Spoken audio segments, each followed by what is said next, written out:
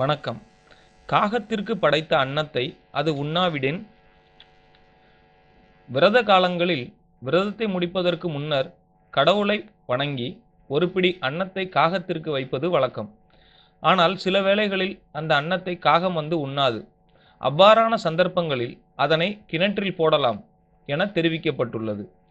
இவ்வாறு காகத்திற்கு அன்னம் வைப்பதன் மூலம் ஜீவராசிகளுக்கு உணவளிக்க வேண்டும் என்ற கருத்தே புலப்படுகிறது.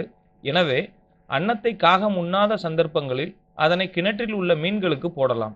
ஆனால் மீன்கள் இல்லாத கிணற்றில் போடுவதை விட அந்த அன்னத்தை நாய்களுக்கு வைக்கலாம் என கூறப்படுகின்ற போதிலும், சிரார்த்தம் செய்த பின் காகத்திற்கு வைக்கும் பிண்டத்திற்கு இந்த விதி பொருந்துவதில்லை.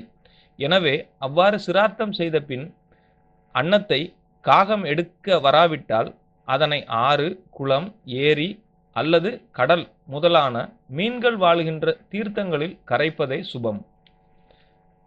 மேலும் தகவல் அறிய சேனலை சப்ஸ்கிரைப் பண்ணுங்க. நன்றி.